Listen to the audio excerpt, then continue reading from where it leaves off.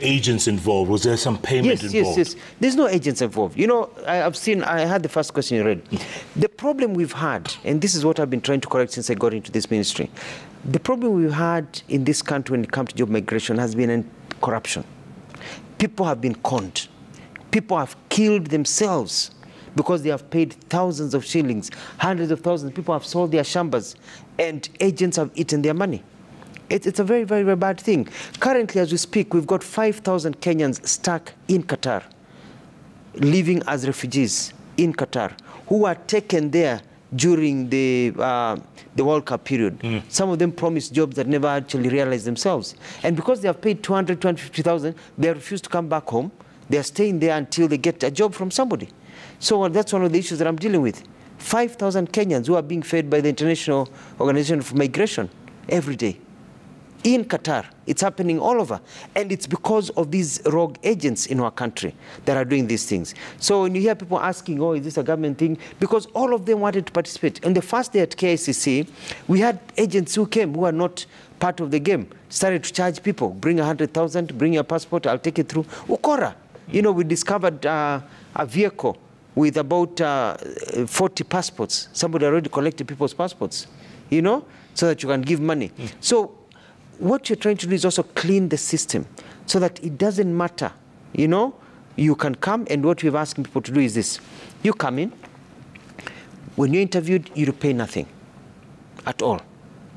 Once you have been interviewed and you second interview and you get a job, there'll be some fees that you'll need to pay, definitely. For example, nobody will pay for you to do medicals, because once you do your medicals and you fail, the company hiring you should not absorb your failure rate. You know what I mean? Because you have failed your medicals. There are other small costs of processing, but very little. And those are costs whereby you know where your money is going.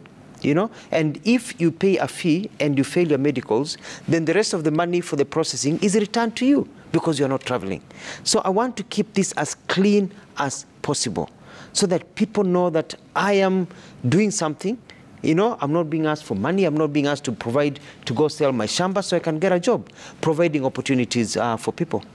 So which company is this that has its finger in the pie of hospitality, nursing, construction? It's a multi, how do you call it? It's a mega company. It's a company that is involved in hoteling, in medical, in construction, in agriculture.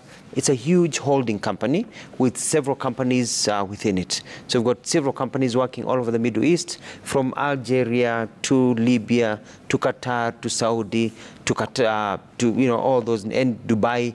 But it is a Qatar company, you know, with a big holding. It's a very huge company, you know, a multi-trillion-dollar company. And so it has the ability to absorb.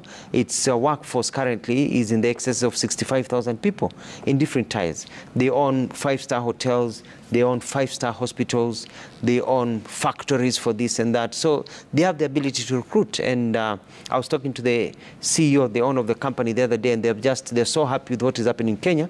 He said that they're increasing our quota by another 20%. So that means we can get up to 10,000 Kenyans to work for that company. Is it true that people came in all the way from Moyale and points? People came from us very far.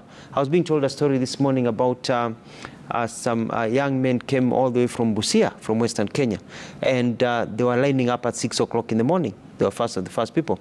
And the good thing is that they got hired, you know. Others came from as far as Moyale. You know, people are sleeping at the gate.